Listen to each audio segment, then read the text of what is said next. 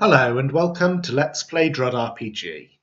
This is the first time in a long while that I've tried doing a recording like this, so I hope you will forgive me if I occasionally stumble over my words or say the wrong thing. So for those who are not familiar with this game, it is more or less a mathematical puzzle game that uses RPG elements such as attack and defense statistics and hit points in order to control the player's progression through the game. But we'll see how that works as I get into the game, so I'm just going to start playing. I'm going to be playing a level set called The Test of Mind by Jeff Ray, an awesome person who's worked with me on the Entry Point project and has also made several DROD Let's Plays of his own, so it's a real pleasure to be Let's Playing this hold for him. Each stalwart has to, at one time or another, stand up to the challenges of life. First of all, however, they must be able to stand up to some of the craziest situations their inner self sends after them.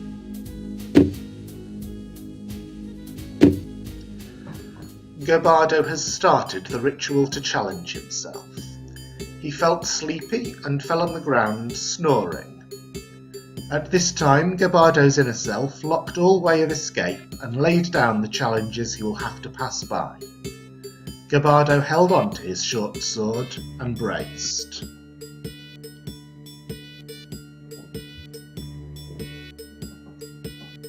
Great almighty stalwart, your journey within has just started. You must be prepared, for the challenges you will see and hear are some of the craziest you'll meet.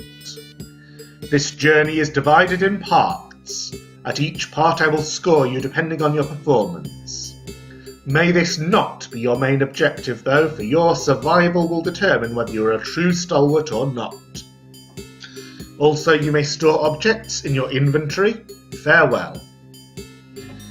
So yes, I have no control over how fast the dialogue appears, and it is optimised for the speed of reading to oneself rather than reading aloud. So this is a standard video game element. Doors open only with the key of the same colour, and we don't have any keys to start with. The way to the south is also blocked by a blue door, so I'll go east.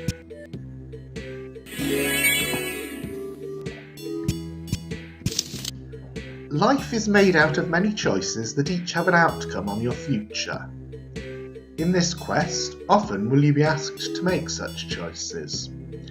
Be wary though, for some choices might make your adventure much tougher.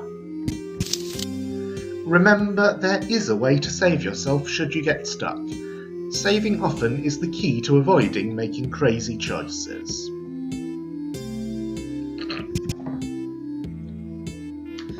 So those scrolls give us a bit of a hint of the kind of gameplay we're going to encounter.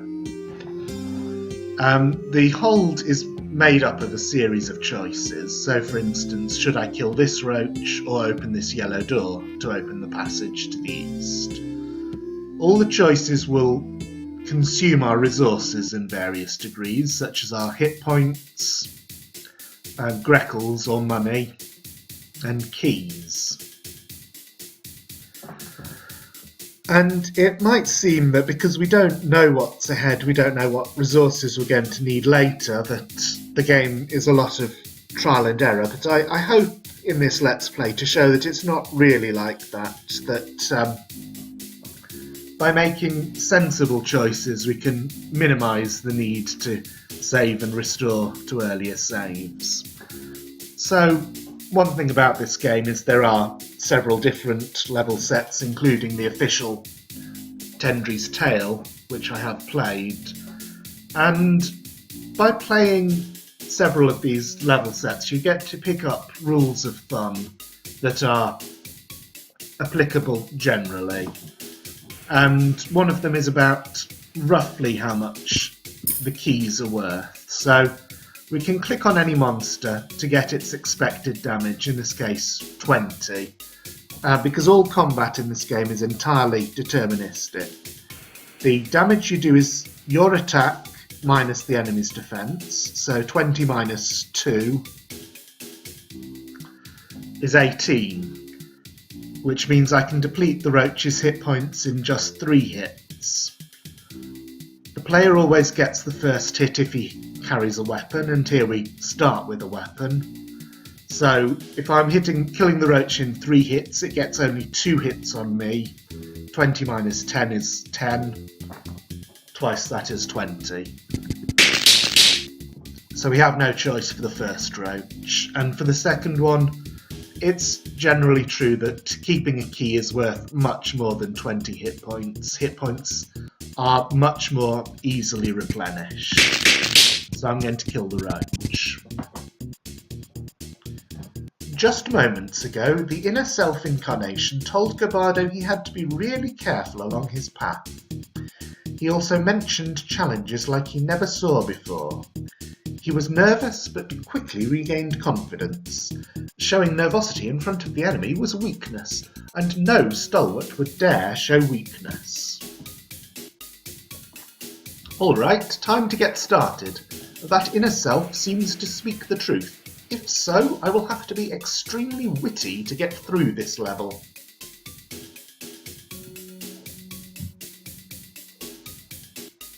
Hey!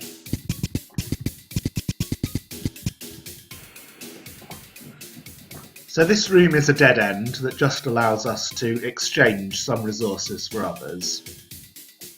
In order to progress, we have to continue to the east, either by spending 2 yellow keys, which would require gaining 1, or killing this roach queen for 96 damage, or defeating 2 evil eyes and a wraithwing for much more than 96. To get a second yellow key, we could kill an evil eye for 88 damage, or 3 roaches for 20 each, which is 60.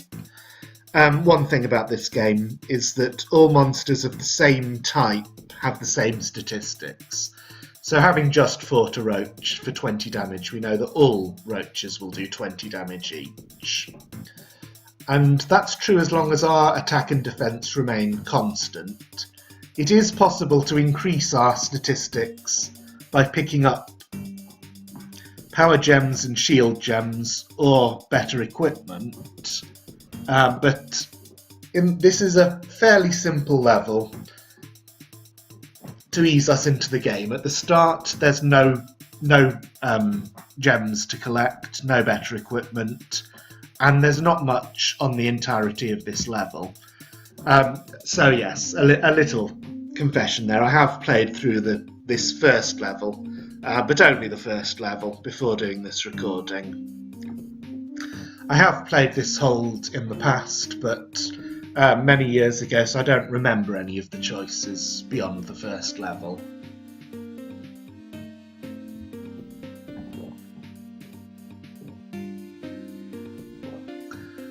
So again, we could kill these roaches for 20 damage each and get the yellow key, or we could kill the roach queen for 96. The difference between those is 36, and again, keeping the key is likely to be worth much more than that. So I'm going to kill the roach queen. In the second room, there is a brain, which has very low expected damage, but while it's alive, it doubles the attack of all monsters in the room. So this roach will do 60 damage, not 20, and the evil eye 216.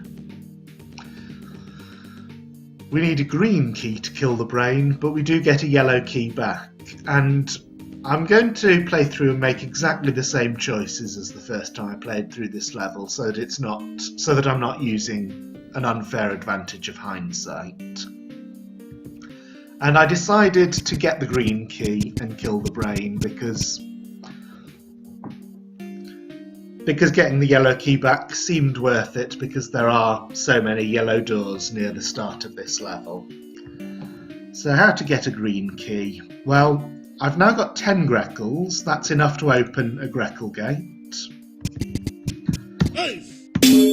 But if I do that, the roach queen will lay a roach egg whenever you kill a monster, and she always lays it on the side nearest to you. The roach egg has 23 defense, so we need 24 attack to get past it, and that's simply not available at this point.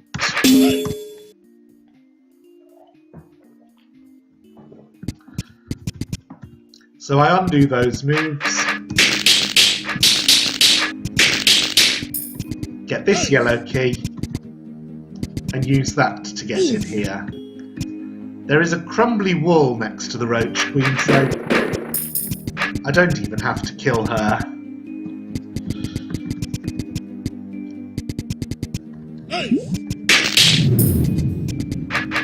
And now this evil eye does much less, and we can have a look at the room to the north. There's a secret wall here, and yes, I did see that as soon as I entered it the first time, so I'm not cheating.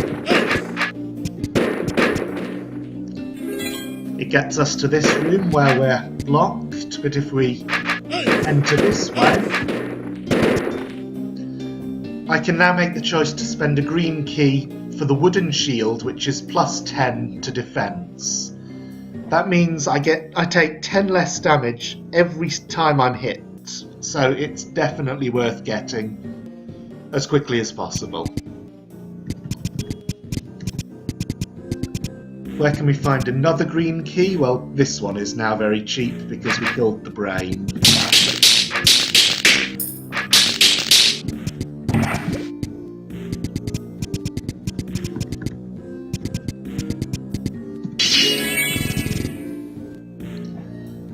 In this room, this brain is on a pressure plate which closes all 3 of these doors.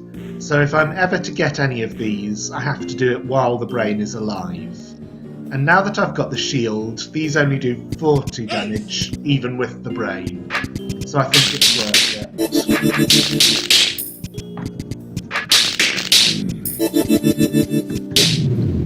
That allows us to kill this roach for 0 damage. It's quite an important fact to remember, because many RPG holds start the player with 10 attack and 10 defense. So as soon as you get a shield, you have 20 defense, which is enough to take no damage from roaches. However, there's not much we can do in here at the moment. The evil eyes do 176 damage each. I would have to kill 4 of them to reach this brain and get that green key. Alternatively, I could kill the Roach Queen for 192 damage, open this door, and kill Wraithwings for 112 each. So it seems it won't be worth doing anything in this room until much later. And that is a frequent feature of this game. There will be rooms that you can find early on that you're meant to remember and come back to.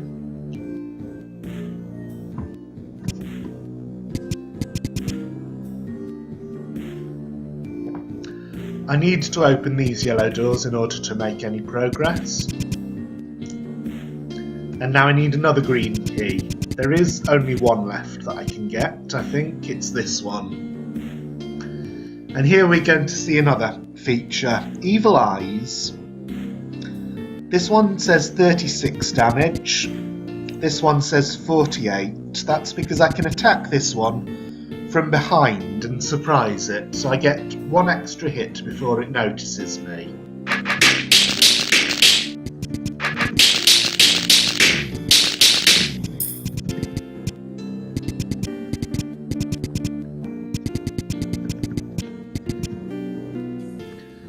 And now we reach our first mini-boss, the Spider. 192 damage, but I'd get 200 back immediately. However, I do need to, obviously, have the 192 to begin with. Alternatively, I could spend 2 yellow keys to go around the spider. But one thing you learn in this game is it is really worth keeping your keys as much as possible, because it is nearly always the case that keys can be spent on better things later on. So I'm going to replenish my HP and kill the spider.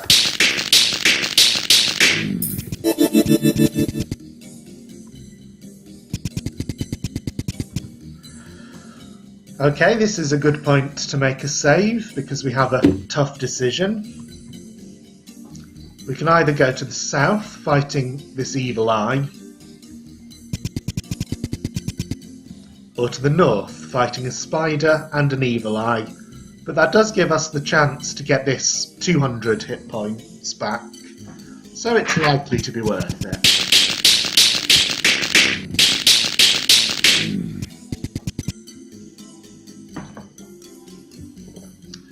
And now we see our first power gem, which increases our attack by just 1, but this does make things interesting because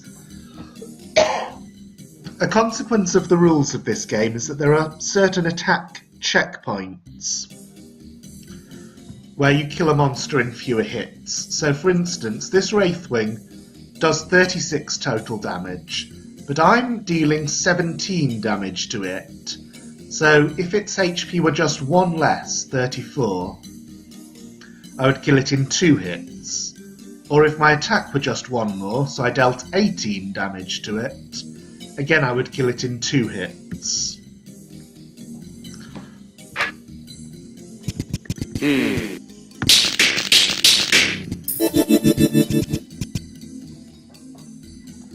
Expected damage is now 18. But I'm going to reload that save.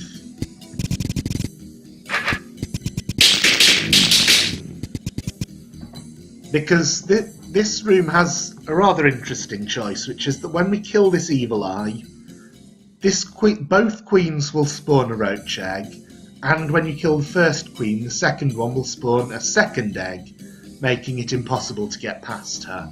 So if we want to get past them, we should do so first. However, there's nothing in this room that I want to get right now. I don't need this green key urgently, I don't need this yellow key urgently. So, again, having looked at the room, I'm going to go back. And this time I am going to get the attack gem.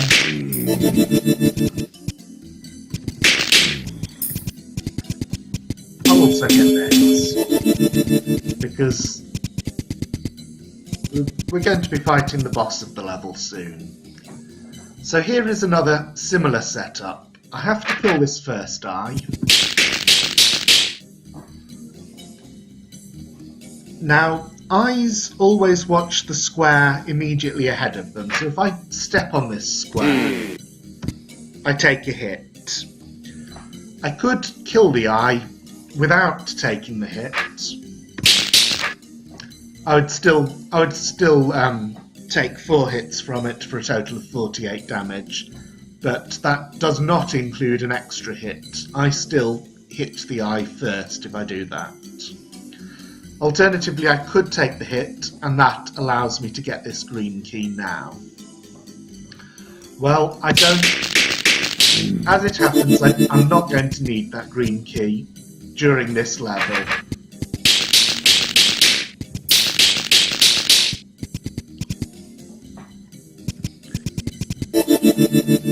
It might look as though I need a green key, but in fact I can do what's called door walking, which is I open the door and I spend a second key to close it under me, and now I can walk over the top of all 3 doors. So in this way I will need to spend another 2 keys to get back, so I've spent 4 yellow keys instead of 2 yellow keys and 1 green. It is a general rule in DROD that green keys are worth much more than yellow, blue are worth much more than green. And this is the boss, the tarantula. We've already got more than enough HP to kill it.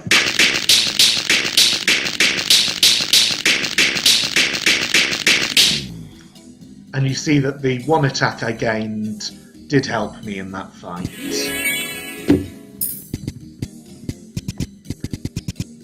So now we've got the blue key. These are always the rarest, and so they are often used as end of level keys. There will only be 1 in each level, and you have to kill the boss to get the key and make progress. That is how Not always, but many holds use that structure in order to force you to fight the bosses. And now that we have the blue key, well, we can't kill this red guard yet, so it's a fair bet that through this blue door to the south is going to be the second level. And I'll see you there next time. Thank you for watching.